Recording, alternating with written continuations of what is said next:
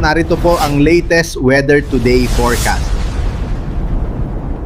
Meron muli tayong update hindi lang sa isa, kundi sa dalawang bagyo sa loob at labas ng Philippine Area of Responsibility. Ito po ay sina Typhoon Francisco with international name na Mekala at sa tropical storm na nasa labas po ng PAR with international name na Higos as of Wednesday alas 11 po ng umaga.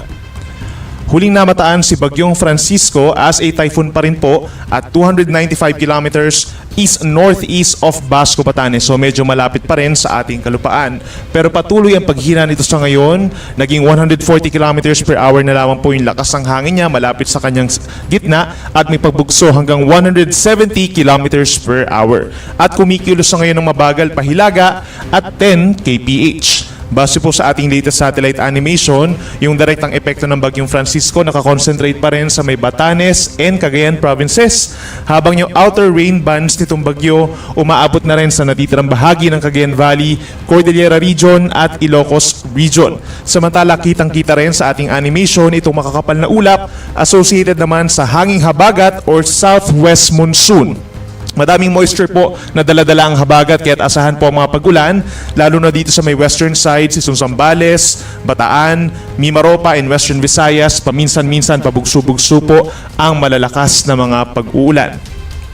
Base po sa latest official track po ng Pag-asa, sa susunod po na 36 hours or hanggang bukas ng gabi, generally kikilos po pahilaga-hilagang silangan ng bagyo or unti-unti nang lalayo sa ating kalupaan. At kung makikita po natin, posibleng humina pa ito bilang isang severe tropical storm bukas ng gabi, and at the same time, bukas din ng gabi, maring nakalabas na po ito ng ating Philippine Area of Responsibility. Pagsapit ng weekend, Friday and weekend, patungo na po ito sa southern islands po ng Japan, dito sa may Ryukyu Islands. Samantala, yung ating lawak ng bagyo nasa around 700 kilometers. So yung radius niya o yung distansya mula dun sa kanyang outer rain bands hanggang sa kanyang sentro is around 360 kilometers. So nahagip pa rin po sa ngayon at sa mga susunod na oras itong extreme northern Luzon.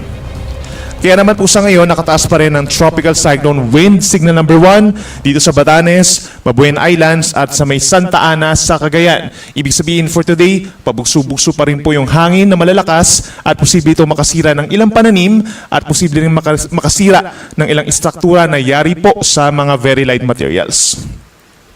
Kung meron po kayo napapansin na malakas na hangin sa inyong lugar, other than doon sa merong signal number 1, is posible po itong dahil sa southwest monsoon or hangin habagat, pinalalakas pa rin po nitong si Bagyong Francisco. So for today, most of Luzon, including Metro Manila, maaaring makaramdam po kayo ng pabugso-bugsong hangin. Ganyan din sa malaking bahagi ng Visayas, Misamis Occidental, Lanao del Norte, Camiguin, Dinagat Islands, Davao Occidental at Davao Oriental. At magpapatuloy pa rin ang epekto ng habagat, yung hanging malalakas po na paminsan-minsan hanggang sa araw po ng Friday kahit nakalabas na ng PAR itong si Bagyong Francisco. So by tomorrow, most of Luzon pa rin, Panay Island, Negros Occidental at Northern Samar, meron pa rin strong to gale force na gust.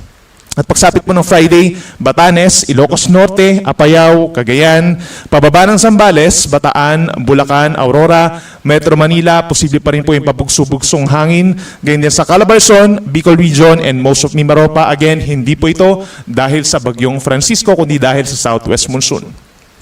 At pagdating naman sa mga pag-ulan, for the next 3 days, may epekto pa rin po yung southwest monsoon. Within the next 24 hours naman, yung Batanes and Cagayan, direktang maapektuhan pa rin po ng malalakas na ulan, dulot ng Bagyong Francisco. Ang equivalent po ng 50 to 100 mm sa dami ng ulan ay posible magdulot pa rin ng mga pagbaha sa mga low-lying areas at yung malalapit po sa mga kailugan, at posible rin mag-cause yung ganito karaming ulan ng pagbaha or pagguho ng lupa rather sa mga bulubundukin na lugar. Samantala, yung southwest monsoon nga magdadala pa rin ng matinding ulan within 24 hours dito sa may kulay yellow sa Zambales, Bataan, Occidental Mindoro, Palawan, and even lalawigan ng Antique. Posible po dyan ang mga rainfall advisories and heavy rainfall warnings. Whereas, for the rest of northern Luzon, inuulit natin, yung mga pag-ulan po dyan ay dahil kay Bagyong Francisco, yung kanyang outer rain bands.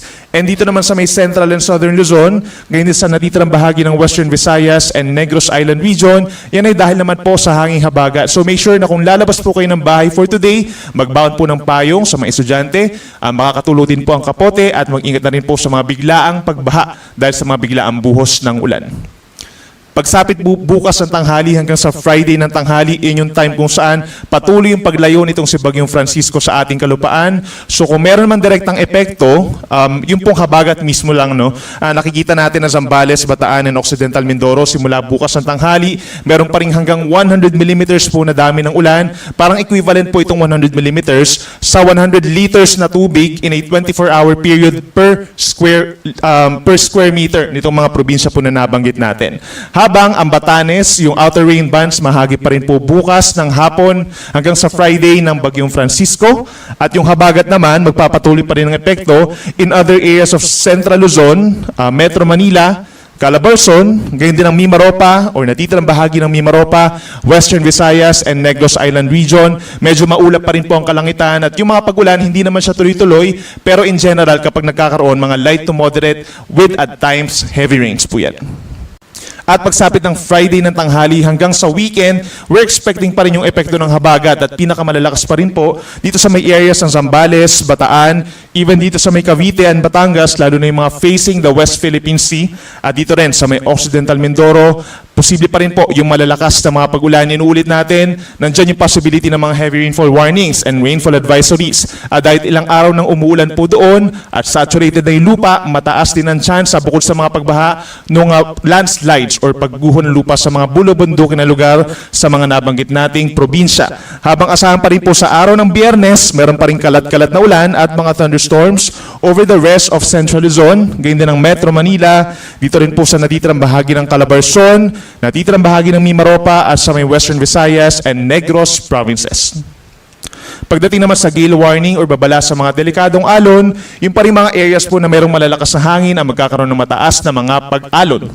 Asahan po hanggang 4.5 meters, equivalent po yan sa 1.5 palapag ng gusali, so napakataas po ng mga pag-alon na ito. Delikado for all types of sea vessels. Most likely po, pagbabawalan pa rin kayong pumalaot hanggang ngayon. And by tomorrow, posibleng doon pa rin sa Batanes, maalon ang karagatan, other areas ng Luzon dahil po sa hanging habagat, katamtaman hanggang mataas or malakas ang mga pag-alon hanggang bukas. At para naman sa update natin regarding po sa bagyo na nasa labas ng ating PAR, sa ngayon po malapit ito dito sa may Northern Mariana Islands. Tropical storm pa rin po kategory nito with international name na Higos at huling namataan kanina alas 10 ng umaga, higit 2,100 kilometers silangan ng Central Luzon at meron taglay na hangin na 65 kilometers per hour kumikilos palapit sa ating PAR at 20 kilometers per hour. At kung mapapansin natin, wala pang direktang epekto itong tropical storm sa alinmang panig po ng ating bansa. Base naman po sa latest track ng Pag-asa, inaasahan within the next 24 hours, kikilos itong si Bagyong Higos, pahilagang kanluran, hanggang sa makalapit po ng Philippine Area of Responsibility or makapasok ng PAR, pagsapit po bukas ng gabi po. No? So nandyan yung possibility na paglabas mismo nitong si Bagyong Francisco, ay saka naman po papasok itong panibagong bagyo. At ito po yung tatawagin natin na Bagyong Gardo, ito po yung magiging pangatlong bagyo for the month of June at pangpito naman for 2026. Ang maganda balita naman po, magre-recurve agad or lilihis po agad ito ng direksyon pagpasok ng PAR. Ibig sabihin, maaring makalabas din agad-agad itong si Bagyong Gardo po pagsapit po ng Friday morning at patungo pa rin dito sa may dagat po sa timog ng Japan. Inaasahan po natin yung unlikely actually yung magkakaroon tayo ng landfall or direct effect sa alinmang panig ng ating bansa at mali din ang chance na ito mag-e-enhance pa ng hanging habagat.